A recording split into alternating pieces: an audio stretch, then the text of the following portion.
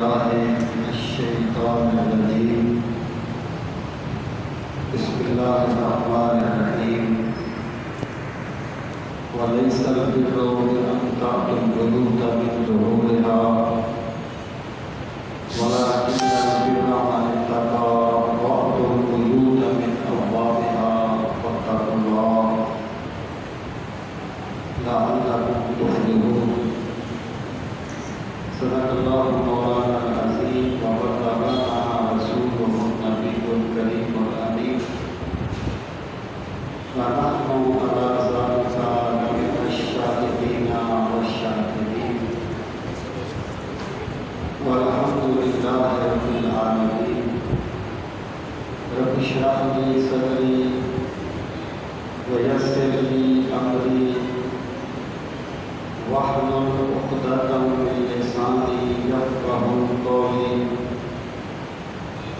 اللهم أرنا الحق حقا وارزقنا اتباعه وأرنا الباطل باطلا وارزقنا اجتنابه اللهم أرنا الأشياء إن الله وملائكته يصلون على النبي يا أيها الذين آمنوا صلوا عليه وسلموا تسليما اللهم صل وسلم على سيدنا ومولانا محمد وعلى آله وأصحاب سيدنا ومولانا محمد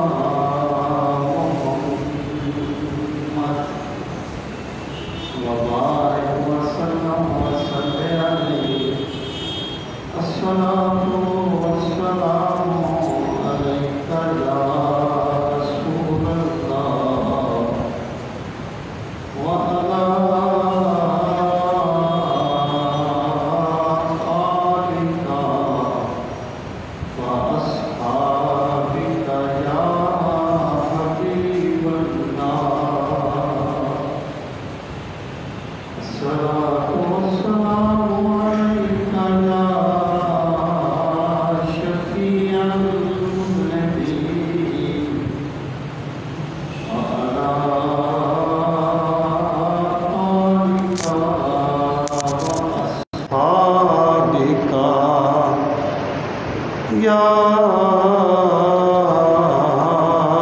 رحمة للعالمين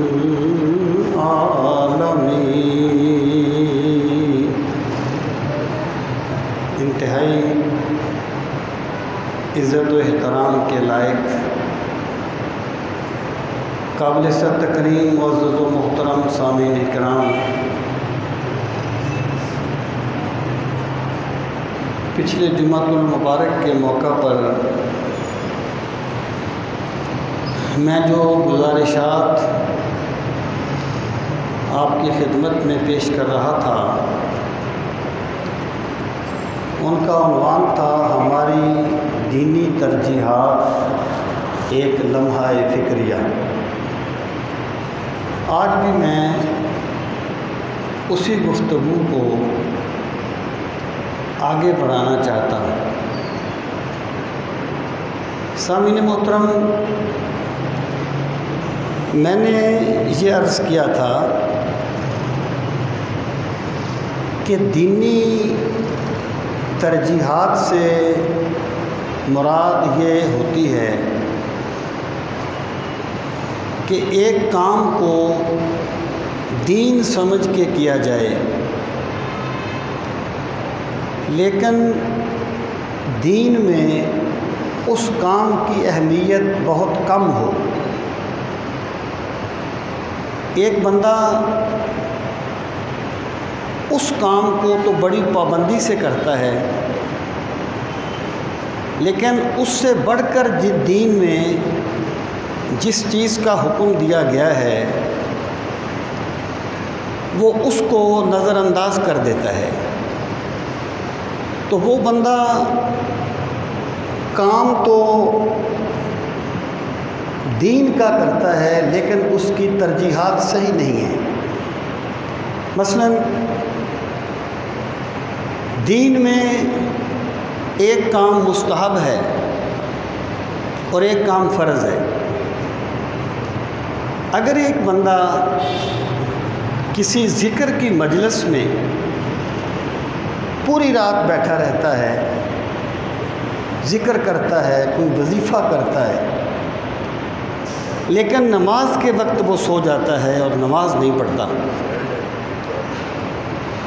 تو اس نے دینی ترجیحات کا تعین صحیح نہیں کیا۔ اگر وہ بندہ ساری رات نہ بھی جاگتا کوئی وظیفہ پڑھنے کے لیے، تو اللہ تعالیٰ نے اس سے سوال نہیں کرنا تھا کہ تو نے وظیفہ کیوں نہیں پڑھا، لیکن جب وہ ساری رات جاگا ہے اور اس نے نماز نہیں پڑھی تو وہ اللہ کی بارگاہ کا مجرم ہے کہ تم نے نماز کیوں نہیں پڑھی۔ اور یاد رہے، اس گفتگو کا مقصد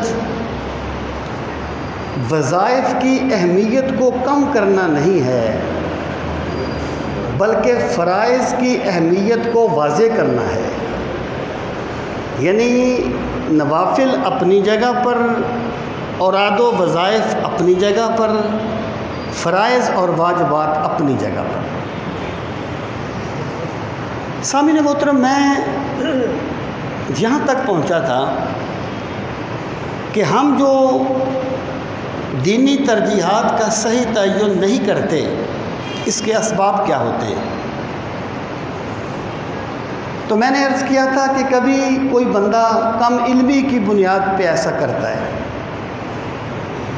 یعنی وہ زکوٰۃ نہیں دے گا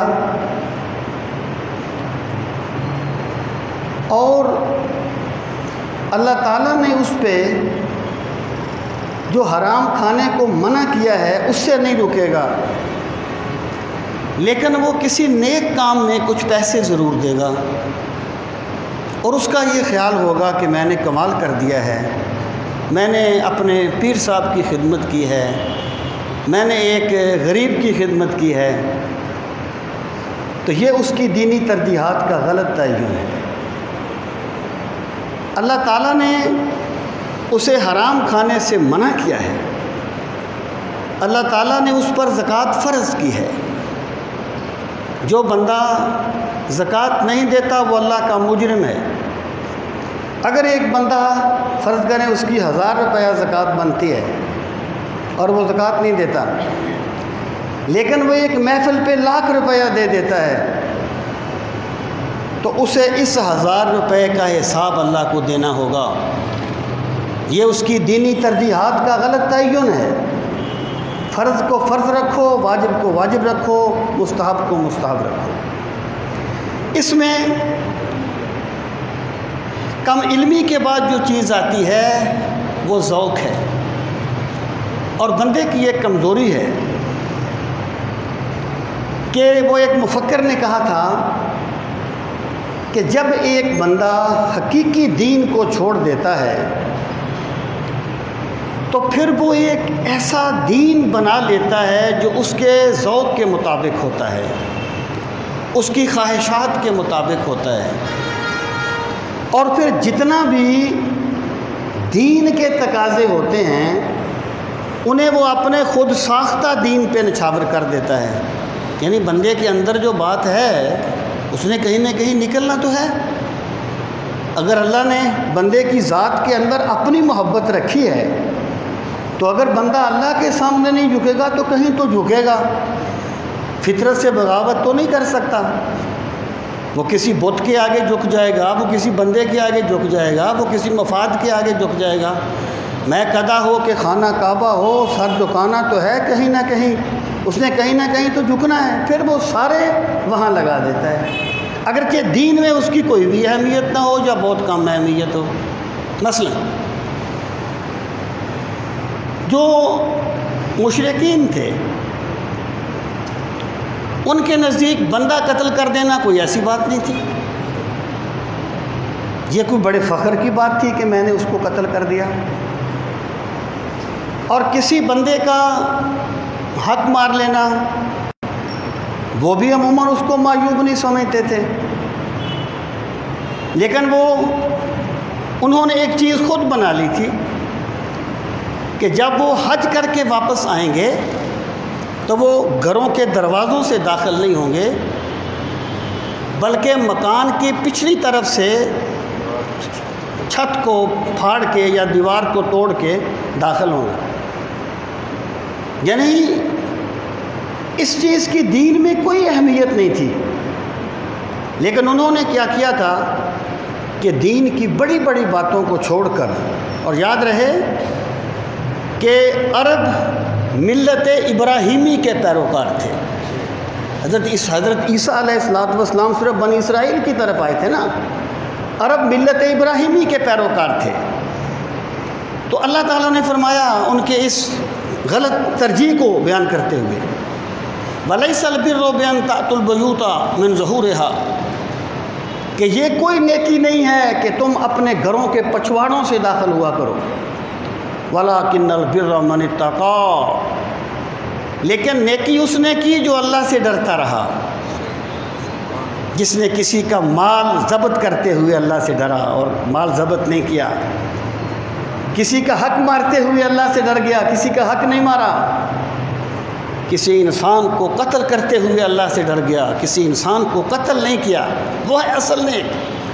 وَلَكِنَّ الْبِرَّ مَنِ اتَّقَىٰ وَأْتُوا الْبُيُوتَ مِنْ أَبْوَابِهَا، اپنے گھروں کے دروازوں سے داخل ہوا کرو، وَأْتُوا الْبُيُوتَ مِنْ أَبْوَابِهَا، گھروں کے دروازوں سے داخل ہو، وَاتَّقُوا اللَّهَ، اللہ سے ڈرتے رہا کرو، لَعَلَّكُمْ تُفْلِحُونَ، تاکہ تم فلاح پا جاؤ۔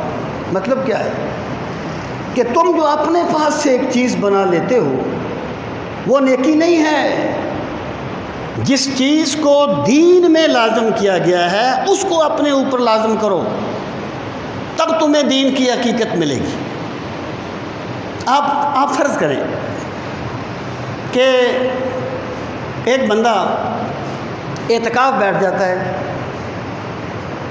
اور وہ کہتا ہے، وہ نقاب سا کر لیتا ہے کہ جی میں نے کس سے بات نہیں کرنی، وہ کسی کے سلام کا جواب نہیں دیتا، اور وہ یہ سمجھتا ہے کہ میں دنیا سے بالکل کٹ گیا ہوں۔ لیکن اگر اس کا کاروبار حرام پر مبنی ہے اس کو وہ ختم نہیں کرتا، اگر وہ لوگوں کا حق مارتا ہے تو وہ جاری رکھتا ہے۔ تو اس بندے نے اس چیز کو دین بنا لیا ہے جو حقیقت میں دین نہیں تھا، یعنی یا دین میں اس چیز کی بالکل اہمیت نہیں تھی یا اس کی اہمیت بہت کم تھی اور اس نے اس کو اس طریقے سے کر لیا ہے۔ اور یہ جو ذوق کی پیروی ہوتی ہے یہ ترجیحات کو بدلنے میں بنیادی کردار ادا کرتی ہے۔ دیکھیں حضرت حسان بن ثابت کے بارے میں آپ سنتے رہتے ہیں اور بڑے دھڑلے سے بیان کرتے ہیں کہ ان کے لیے ممبر بچھایا جاتا تھا اور وہ سرکار کی نعت پڑھتے تھے۔ وہ ترنم سے نعت نہیں پڑھتے تھے، زور ترنم پر نہیں تھا، زور نعت کے جملوں پر تھا، زور نعت کے جملوں پر تھا۔ اور اب کیا ہے، اب اصل چیز اللہ ماشاءاللہ ترنم ہوتا ہے، اور پھر نتیجہ کیا نکلتا ہے؟ نتیجہ یہ نکلتا ہے کہ جو پیشہ ور قسم کے نعت خوان ہوتے ہیں انہیں لاکھوں روپے دے دیے جاتے ہیں، لاکھوں روپے، اور وہ طے کر کے آتے ہیں، اللہ ماشاءاللہ وہ طے کر کے آتے ہیں اور تم دیتے ہو۔ لیکن کسی شیخ الحدیث کو کبھی کسی کو توفیق نہیں ہوئی کہ اس کی کوئی خدمت کرے، اس کی زندگی دین کی خدمت میں گزر رہی ہے۔ یہ ہوتا ہے ترجیحات کا غلط تعین، ذوق۔ یہ ایک حضرت صاحب نے ہمیں ایک مرتبہ بتایا، فرمانے لگے کہ انہیں پکھی شریف کے حضرت صاحب نے بتایا کہ میں کسی محفل نعت میں گیا، بڑی پرانی بات ہے، یعنی ہمارے پاس جب انہوں نے بیان کی تو اس کو کوئی 15 سال کم و بیش ہو گئے ہوں گے، یہ اس سے بھی پرانی بات۔ کہتے ہیں کہ میں کسی محفل نعت میں گیا تو اس بندے نے کوئی 6 لاکھ روپیہ لگایا تھا محفل نعت میں، 6 لاکھ۔ کہتے ہیں ہم پروگرام سے فارغ ہوئے، پروگرام کہیں کھلی جگہ پر تھا، گاؤں سے گزر رہے تھے تو نماز کا وقت ہو گیا، گاؤں میں ایک ہی مسجد تھی۔ کہتے ہیں ہم مسجد میں کہا نماز پڑھ لیتے ہیں، مسجد میں گئے، جالے لگے ہوئے ہیں، ٹوٹی ہوئی صفیں ہیں، گرد و غبار پڑی ہوئی ہے، اور ایک بندہ آ گیا، اس نے آ کے اذان پڑھ دی۔ وہ کہتے ہیں میں نے پوچھا کہ یار جماعت کتنے بجے ہے، امام صاحب کدھر ہیں؟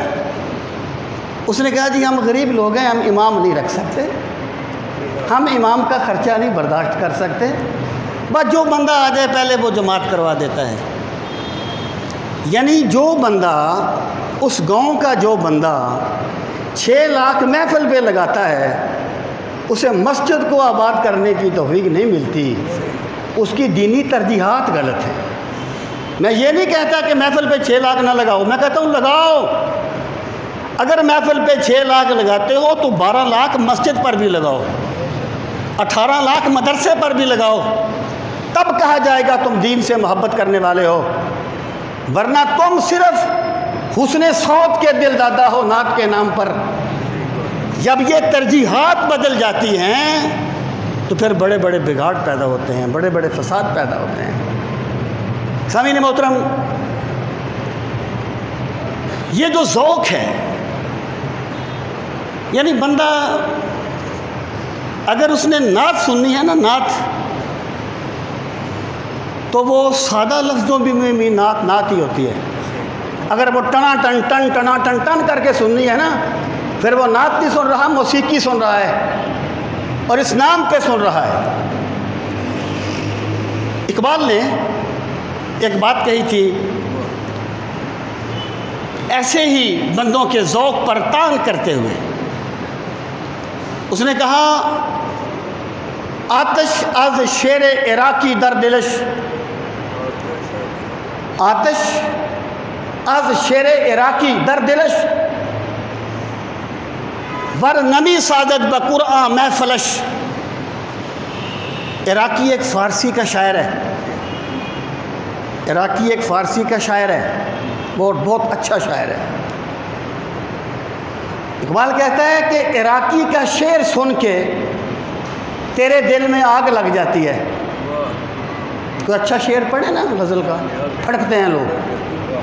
عراقی کا شعر سن کے تیرے دل میں آگ لگ جاتی ہے، لیکن قرآن کی آیت تیرے دل میں ہلچل پیدا نہیں کرتی۔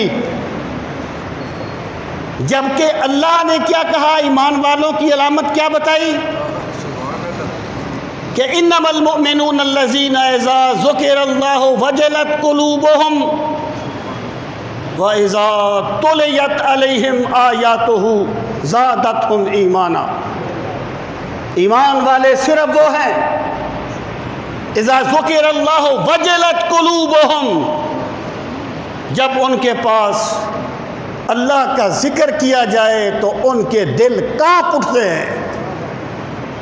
اور وجل اس خوف کو کہتے ہیں جو احساس ندامت سے پیدا ہوتا ہے۔ وجل اس خوف کو، اس کی 5 قسمیں ہیں خوف کی۔ وجل اس خوف کو کہتے ہیں جو احساس ندامت سے پیدا ہوتا ہے، یعنی جب اللہ کا ذکر کیا جائے تو بندہ سوچتا ہے میرے مالک تو نے مجھ پہ کتنا کرم کیا، میں تیری بندگی نہیں کر سکا۔ اور بندہ اللہ کی بندگی کر بھی کیسے سکتا ہے؟ روایت میں آتا ہے کہ اللہ تعالیٰ کے کچھ فرشتے ایسے ہیں، جب سے کائنات بنی ہے اللہ نے انہیں پیدا کیا ہے، ان کے سر سجدے میں ہیں، اور جب قیامت قائم ہوگی وہ اپنے سر اٹھائیں گے اور وہ کہیں گے ما عبدنا کا حق کا عبادتک، مالک ہمیں معاف کر دے، ہم تیری بندگی نہیں کر سکے جیسی کہ کرنی چاہیے تھی۔ تو وجل اس خوف کو کہتے ہیں جو احساس ندامت سے پیدا ہوتا ہے۔ اللہ پاک فرماتا ہے میرے ایمان والے وہ ہیں جب اللہ کا ذکر کیا جائے ان کے دل کانپ اٹھتے ہیں، تھرا جاتے ہیں وہ۔ اور پھر فرمایا وَإِنَّمَا الْمُؤْمِنُونَ الَّذِينَ إِذَا ذُكِرَ اللَّهُ وَجِلَتْ قُلُوبُهُمْ وَإِذَا تُلِيَتْ عَلَيْهِمْ آيَاتُهُ زَادَتْهُمْ إِيمَانًا، اور وہ لوگ ہیں کہ جب ان پر قرآن کریم کی تلاوت کی جائے، جب انہیں قرآنی آیات پڑھ کے سنائی جائیں تو ان کے ایمان بڑھ جاتے ہیں، ان کے ایمانوں کو نئی روشنی مل جاتی ہے، نئی تازگی مل جاتی ہے۔ اب جس بندے کو قرآن کریم کی تلاوت اس کے دل میں ہلچل نہیں مچاتی لیکن شعر پہ وہ پھڑک اٹھتا ہے، شعر پہ وہ تڑپ اٹھتا ہے، اسے چاہیے کہ اپنی ترجیحات پر غور کرے، اپنی ترجیحات پر تدبر کرے۔ اللہ پاک نے ایمان والوں کی علامت یہ نہیں بتائی کہ وہ شعر پہ پھڑک اٹھتے ہیں، اللہ پاک نے فرمایا ایمان والے وہ ہیں جب وہ قرآنی آیات سنتے ہیں تو ان کے ایمان بڑھ جاتے ہیں، ان کے ایمان کو نئی تازگی ملتی ہے، ان کے ایمان کو نئی چاشنی ملتی ہے۔ یہ ہے ذوق کا صحیح تعین۔ اور حضرت عثمان غنی رضی اللہ عنہ فرمایا کرتے تھے لوگوں اگر تمہیں قرآن کریم کی تلاوت کی حلاوت مل جائے، حلاوت کیا ہوتی ہے؟ حلاوت کہتے ہیں مٹھاس کو، چاشنی کو۔ جب ایک بندہ ایک شعر پڑھتا ہے نا تو سننے والا ایک لذت محسوس کرتا ہے، اس لذت کو حلاوت کہیں گے شعر کی۔ کوئی بندہ بڑا فلسفی ہو، وہ فلسفے کی بات سنے تو اس کو ایک لذت ملے گی، اس کو کہا جائے گا حلاوت فلسفے کی۔ اور قرآن میرے رب کا کلام ہے، جب بندہ قرآن پڑھتا ہے یا سنتا ہے تو اس کو جو لذت ملتی ہے اس کو قرآن کی حلاوت کہا جاتا ہے۔ حضرت عثمان غنی فرماتے ہیں لوگوں اگر تمہیں قرآن کی حلاوت مل جائے تو تمہارے دل کبھی قرآن کی تلاوت سے سیر نہ ہو، تمہارے دل کبھی۔ اور میں آج کل ایک سیرت کی کتاب دیکھ رہا ہوں تو مثلا حضرت مصعب بن عمیر گئے ہیں مدینہ منورہ میں پہلے دائی بن کر سرکار کی طرف سے، وہ بندہ ان کے پاس آتا ہے ڈانٹنے کے لیے کہ تم کیوں یہاں آ کر ہمارے بندوں کو گمراہ کر رہے ہو، تو وہ انہیں کوئی دلیل تو نہیں دیتے، انہیں قرآن پڑھ کے سناتے ہیں۔ اور جو دشمن بن کے آیا تھا وہ اسی وقت کلمہ پڑھ کے مسلمان ہو جاتا ہے۔ یہ جو ولید تھا جس نے رسول کریم علیہ السلام کو جو سمجھانے کے لیے گیا تھا تو اس نے آ کر اپنے دوستوں سے کیا کہا، کہنے لگا یار میں نے بڑے بڑے کلام سنے، یہ جو قرآن ہے نا اس کی جڑیں آسمان، اس کی شاخیں آسمان تک پھیلی ہوئی ہیں، اس کی جڑیں تحت سا تک ہیں، اللہ کی قسم اس میں بڑی مٹھاس ہے۔ اور پھر وہ کہتا ہے وَإِنَّهُ لَيَعْلُو وَلَا يُعْلَى کہ یہ جو قرآن ہے نا ایک دن آئے گا یہ دنیا پر چھا جائے گا اور کوئی قرآن کو دبا نہیں سکے گا۔ میں کہنا جو چاہتا ہوں بھائی وائے ناکامی متائے کارواں جاتا رہا، کارواں کے دل سے احساس زیاں جاتا رہا۔ اگر ایک قافلہ لٹ جائے نا اور قافلے کو لٹنے کا احساس رہے تو وہ کوئی کوشش کرتا ہے اپنے آپ کو دوبارہ تیار کرنے کی۔ اگر قافلہ لٹ جائے اور اسے لٹنے کا احساس ہی نہ ہو تو پھر اس کے بچنے کا کوئی امکان نہیں ہوتا۔ جب دلوں سے قرآن کی حلاوت ختم ہو جائے، سنت کی حلاوت ختم ہو جائے، ترجیحات بدل جائیں اور لوگ قسمیں کھا کھا کے کہیں کہ دوزخ میں کیا میرا سایہ نہ جائے گا، تو ان ترجیحات پہ غور کرنے کی ضرورت ہے، ان ترجیحات پہ غور کرنے کی ضرورت ہے۔ یہ غلط ترجیحات ہیں دین کی، یہ صحابہ کرام کی ترجیحات نہیں ہیں، یہ رسول کریم علیہ السلام کی ترجیحات نہیں ہیں۔ صحابہ کرام وہ تھے کہ انہیں جن صحابہ کو رسول کریم علیہ السلام نے خود جنتی ہونے کی بشارت دی تھی، حضرت عثمان غنی کی مثال دیتا ہوں کہ وہ بھی قبر کو دیکھ کے اتنا روتے تھے کہ ان کے داڑھی آنسوؤں سے تر ہو جاتی تھی۔ لوگوں نے کہا حضرت یہ کیا ہے؟ یہ کہتے ہیں نا مولوی ہمیں قبر سے ڈراتا ہے۔ ایکچولی جب دین پر ڈائریکٹ تان نہ کیا جائے پھر مولوی پہ کیا جاتا ہے، یہ ایک مجبوری ہے ان لوگوں کی۔ تو فرماتے تھے کہ لوگوں قبر پہلی منزل ہے آخرت کی منزلوں کی، اگر اس میں سے آسانی سے گزر گئے تو آگے بھی ہم اللہ کے کرم کی امید کرتے ہیں، اور جو بندہ یہیں پھنس گیا وہ کیا کرے گا؟ یہ خوش فہمیاں پال لینا یہ صحابہ کا طریقہ نہیں ہے۔ تو میں یہ عرض کر رہا تھا کہ ترجیحات کا غلط تعین یہ وہ چیز ہے جو بندہ اپنے ذوق کو پورا کرنے کے لیے اپنی ترجیحات کا غلط تعین کرتا ہے۔ سامعین محترم، اب اس کا نتیجہ کیا نکلے گا؟ دین میں ترجیحات کا تعین کر دیا گیا۔ مثلا رسول کریم صلی اللہ تعالی علیہ وآلہ وسلم نے فرمایا کہ بہترین کام وہ ہے جس پر دوام اختیار کیا جائے اگرچہ وہ تھوڑا ہی کیوں نہ ہو۔ جس پر دوام اختیار کیا جائے اگرچہ وہ تھوڑا ہی کیوں نہ ہو، وہ بہترین کام ہے۔ لیکن جب ایک بندہ جو ہے وہ ترجیحات کا غلط تعین کرے گا، پھر وہ کیا کرے گا کہ ایک رات تو وہ پوری رات جاگے گا اور دوسری رات وہ بالکل نہیں جاگے گا۔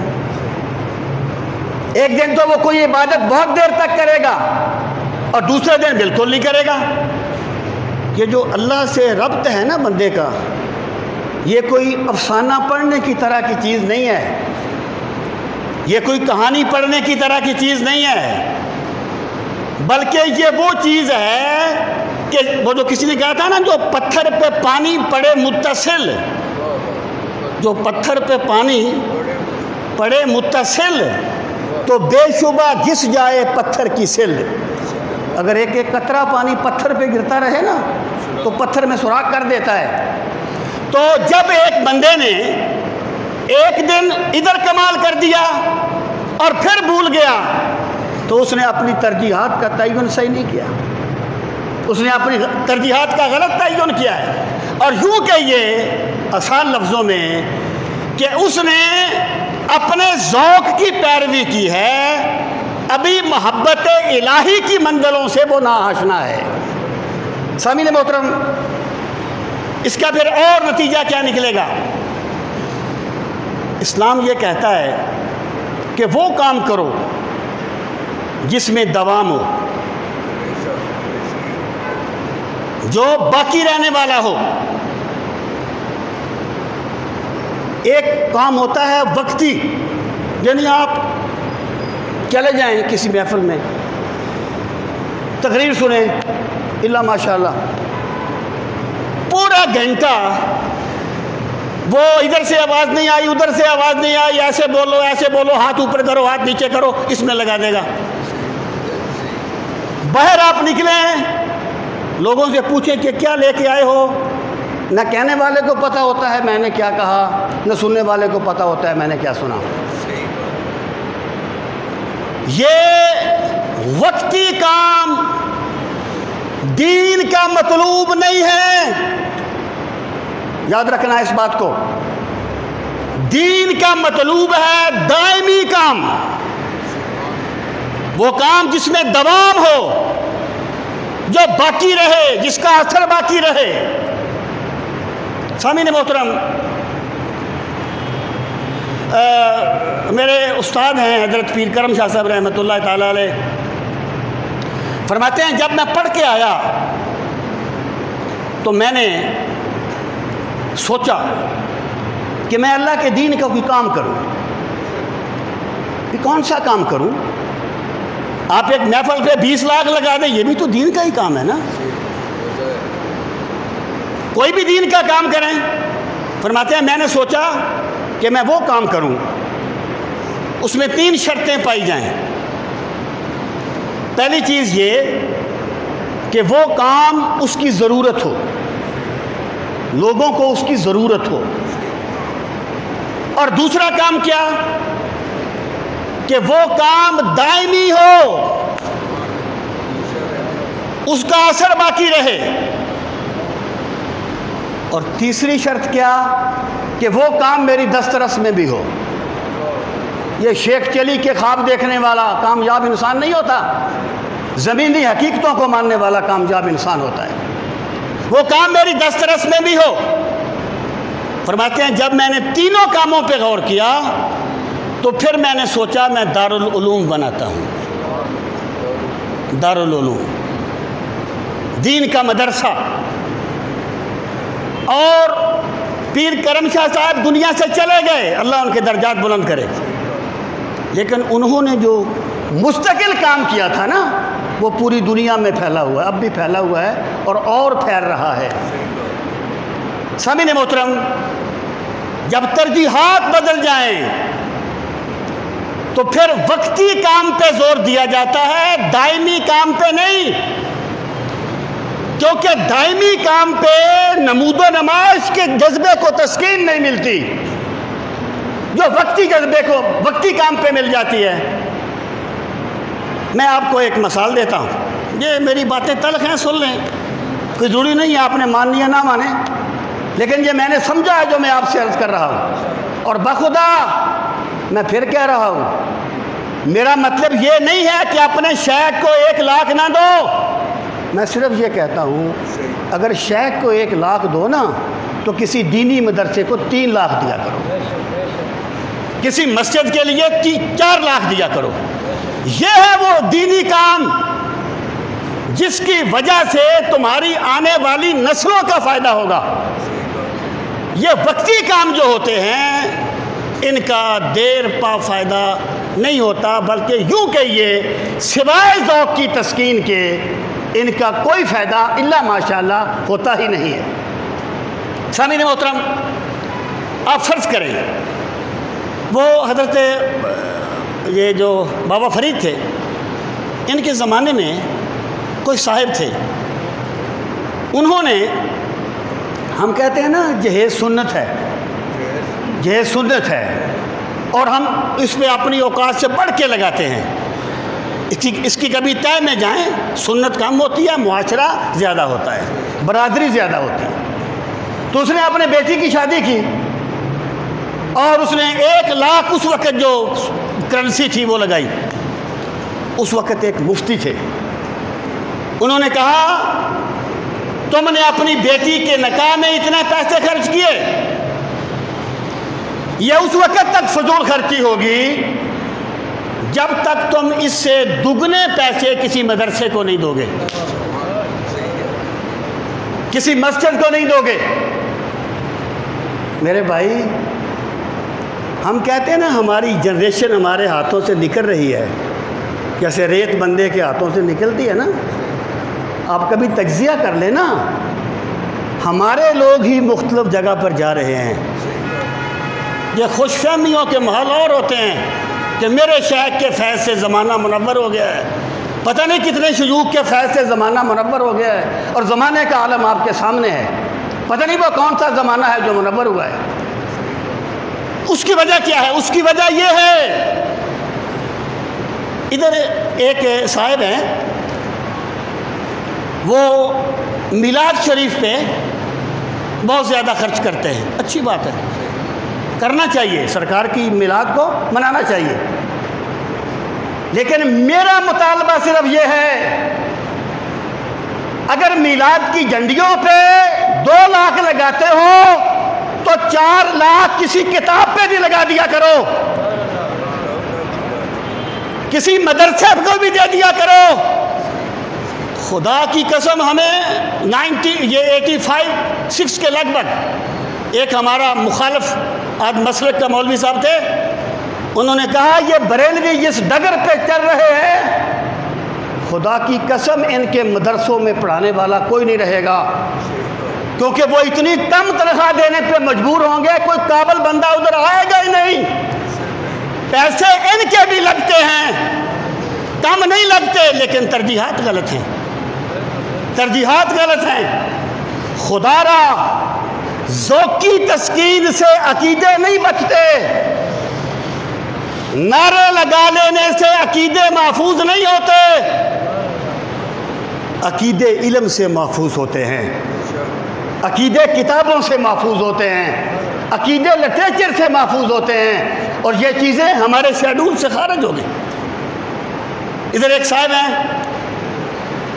ان کی یہ عادت ہے، جب بھی میلاد شریف کا مہینہ آتا ہے، ایک مسلک ہے، وہ ایک پمفلٹ شائع کرتے ہیں 2-3 صفحے کا، میلاد منانا یہودیوں کا طریقہ ہے، میلاد منانا عیسائیوں کا طریقہ ہے، اور پھر وہ اس کو مفت بانٹ دیتے ہیں، اپنے نزدیک وہ بڑا کوئی دین کا کام کر رہے ہیں۔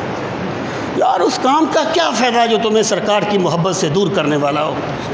باقی چھوڑو دلال اپنی جگہ پر رہ گئے جو بھی رہ گئے۔ بہرحال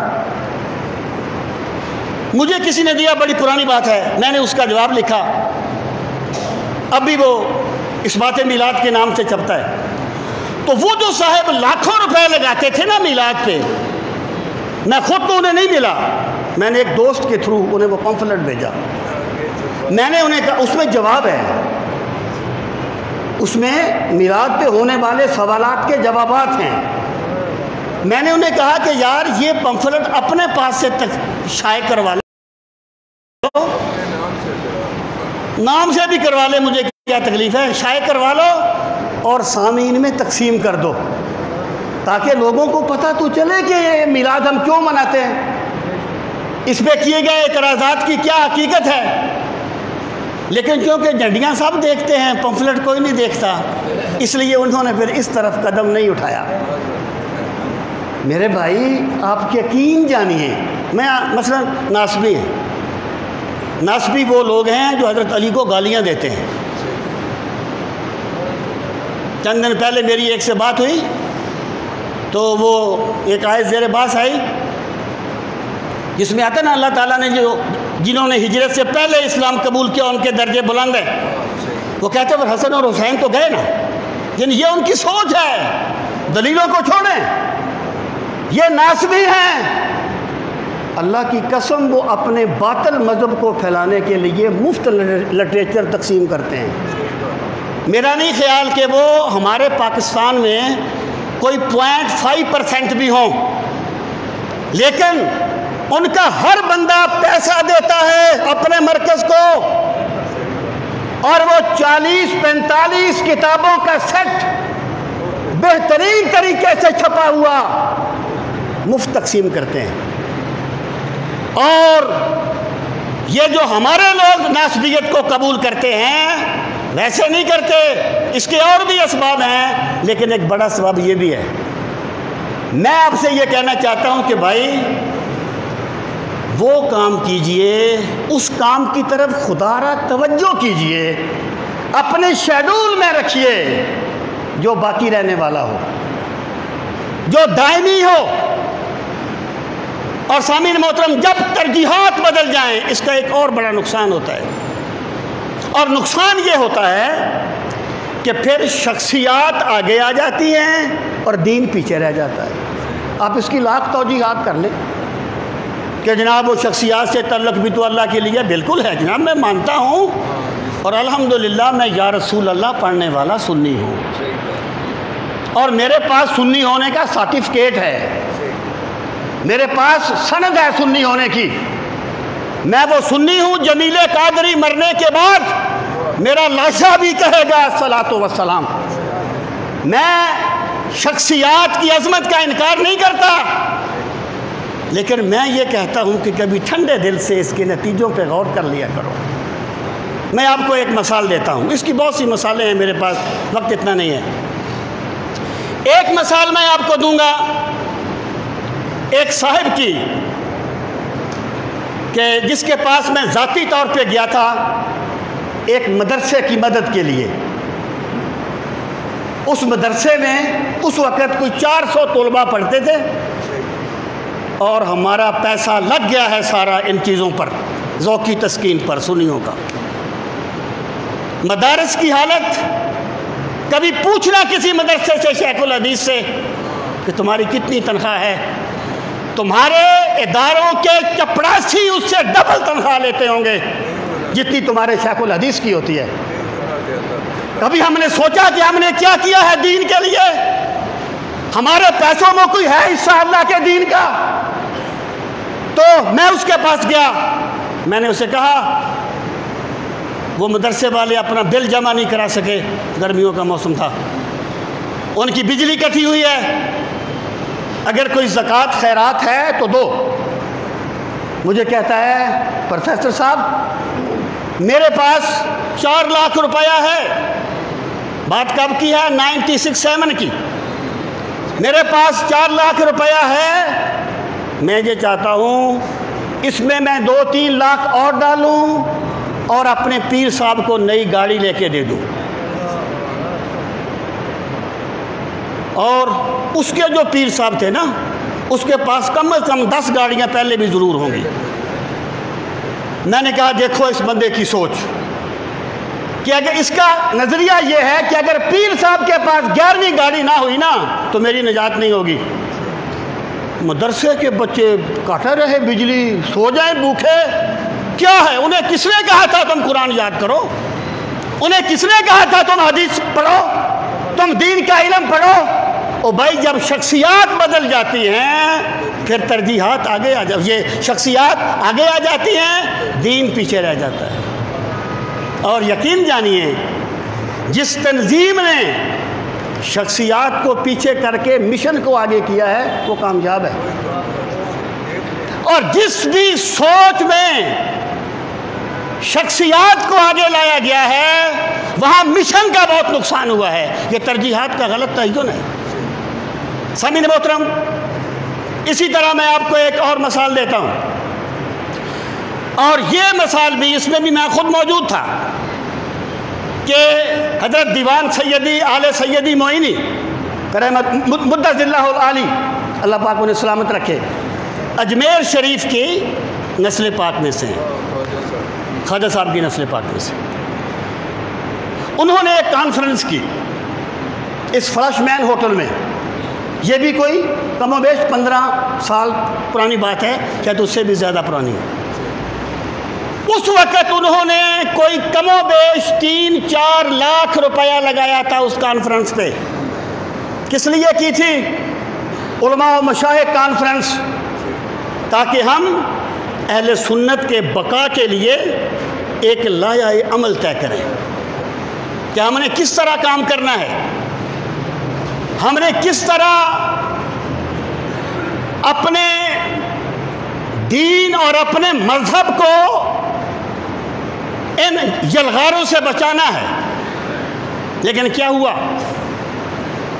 کہ ایک پیر صاحب گئے، ان کے ساتھ ان کے 60-70 مرید بھی گئے، اور یہ کوئی اوپن مجمع نہیں تھا کہ جہاں بہت ہزاروں لوگ بیٹھے ہوتے ہیں، یہ ہوٹل کے اندر تھا۔ ان کے ساتھ ان کے مرید بھی گئے، 60-70 50-60 جیسے کوئی پیر صاحبان ہوتے ہیں۔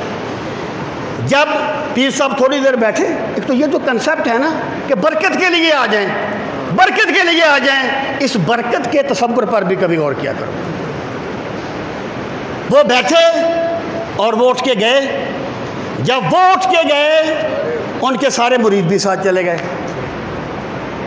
وہ کانفرنس کوئی اچھا نتیجہ نہیں نکال سکی، کوئی لائحہ عمل نہیں بنا۔ کس لیے نہیں بنا؟ کہ شخصیت آگے آ گئی، دین پیچھے رہ گیا، مقصدیت پیچھے رہ گئی۔ جب ترجیحات غلط ہو جائے تو پھر شخصیات آگے آ جاتی ہیں، اور پھر شخصیات کے نام پہ بہت کچھ کیا جاتا ہے۔ میں بڑے ادب سے پوچھتا ہوں کہ جو بندے اپنے مشائخ اعظام کی خدمت کرتے ہیں، کرنی چاہیے، ضرور کرنی چاہیے، لیکن کیا انہوں نے کبھی کسی شیخ الحدیث کی خدمت بھی کی؟ کسی قرآن کے مفسر کی خدمت بھی کی؟ کسی مدرسے کے استاد کی خدمت بھی کی؟ جو دین کا کام کرتے ہیں نہیں کی۔ یہ ہمارے شیڈول میں ہی نہیں ہے، یہ ہمارے شیڈول میں ہی نہیں ہے، یہ ترجیحات کا غلط تعین ہے۔ وہ اللہ تعالیٰ ان کے درجات بلند کرے، علامہ عبدالرزاق بطرالوی رحمۃ اللہ تعالیٰ علیہ بہت بڑے عالم دین تھے، اور جب بھی کوئی مسئلہ میں پھنس جاتا تھا، میں ان سے رہنمائی لیتا تھا۔ ایک دن میں جا رہا تھا، وہ ہائیسٹ سے اتر کر پیدل چل کے اپنے مدرسے میں آ رہے تھے، یعنی اتنے بڑے مفسر کے پاس موٹر سائیکل بھی نہیں تھی، لوگوں پیدل چل کے آ رہے تھے۔ آگے میں گیا تو میں نے انہیں عرض کی کہ حضرت آئیں آپ کو چھوڑ دوں، ڈراپ کر دوں؟ فرمایا نہیں، بس میں پیدل چل رہا ہوں، یہ ان کا ایک طریقہ ہے۔ آگے میں نے ایک نعت خوان دیکھا جس کے پاس اس دور میں کوئی 5-6 لاکھ کی گاڑی ہوگی۔ میں نے کہا جس قوم کے نعت خوانوں کے پاس 6 لاکھ کی گاڑیاں ہوں اور جس کے قرآن کا مفسر پیدل چل کے جا رہا ہو، اس قوم کو علمی قوم نہیں کہا جاتا۔ اس قوم نے اپنی بقا کا سامان نہیں کیا۔ اللہ کا دین کسی کا محتاج نہیں ہے۔ یہ مت سوچنا کہ اللہ کا دین تیرا یا میرا محتاج ہے، لیکن جس بندے نے اپنی ترجیحات کا صحیح تعین کر لیا، اس نے شخصیات سے بڑھ کر دین کی خدمت کو اپنا شیڈول بنایا، انشاءاللہ وہ دنیا میں بھی عزت پائے گا، آخرت میں بھی عزت پائے گا۔ اس کی ایک اور مثال جو میرے ذہن میں آئی، ابھی پیش آئی وہ چیز، یعنی ابھی نہیں ہے ذہن میں، چند دن پہلے، وہ ایک کتاب لکھی ایک خاص پس منظر میں، اس کو شائع کروانا تھا، تو اس کے لیے ہم غور و خوض کر رہے تھے۔ میرے ایک دوست نے مجھے فون کیا، اب وہ کتاب کا بندوبست ہو گیا، یہ نہیں ہے کہ استغفر اللہ میں کوئی آپ سے مدد مانگ رہا ہوں، یہ نہ سوچنا، ہو گیا اس کا انتظام، وہ چھپ جائے گی انشاءاللہ۔ میں آپ کو وہ بات بتانا چاہتا ہوں، اس نے مجھے فون کیا، کہنے لگا کہ میرا ایک دوست ہے، اس کے پیر صاحب کی ایک کتاب ہے درود پاک پہ، اچھی کتاب ہے، اور اس کے پیر صاحب بہت نیک اور صالح آدمی تھے، اللہ ان کے درجات کو بلند فرمائے، میں نام نہیں لے رہا باوجود۔ کہتا وہ کتاب میرا خیال ہے کوئی 350 صفحے کے لگ بھگ ہوگی۔ وہ کہتا ہے کہ مرید نے اس کتاب کو اتنے اعلیٰ کاغذ پہ چھپایا کہ 1000 نسخہ چھپانے پہ اس نے 12 لاکھ روپیہ لگا دیا۔ یہ ہے ترجیحات کا غلط تعین، کس لیے کہ اس کے شیخ کی کتاب ہے۔ میں کہتا ہوں اگر تو 12 لاکھ روپیہ اپنے شیخ کی کتاب پہ لگاتا ہے نا، تو کسی روافظ کے رد میں، کسی نواسب کے رد میں اور کسی باطنیہ کے رد میں لکھی گئی کتاب کے لیے 24 لاکھ دے، تب پتہ چلے گا تیرا دین کے ساتھ کتنا تعلق ہے اور تیرا فرد کے ساتھ کتنا تعلق ہے۔ سامعین محترم، میں یہ عرض کر رہا ہوں کہ ہم یہ نہیں کہتے کہ اہل سنت پیسہ نہیں لگاتے، دین کے لیے لگاتے ہیں، ان کی ترجیحات غلط ہیں۔ مفتی احمد یار خان صاحب رحمۃ اللہ تعالیٰ علیہ کی ایک ربائی کا مفہوم یہ ہے، وہ کہتے ہیں لوگوں کا پیسہ کتابوں پہ لگتا ہے، مدارس پہ لگتا ہے، اور ہمارا پیسہ محفلوں پہ لگتا ہے، جھنڈیوں پہ لگتا ہے۔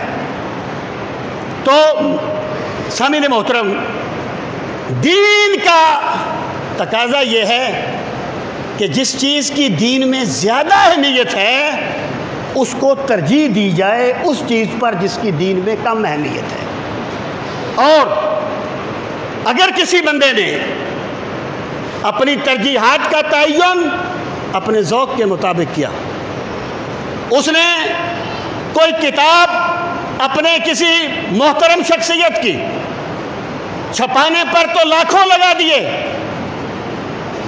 لیکن اس کے پڑوس کا مدرسہ اس لیے بند ہو گیا کہ انتظامیہ کے پاس تنخواہیں نہیں تھیں۔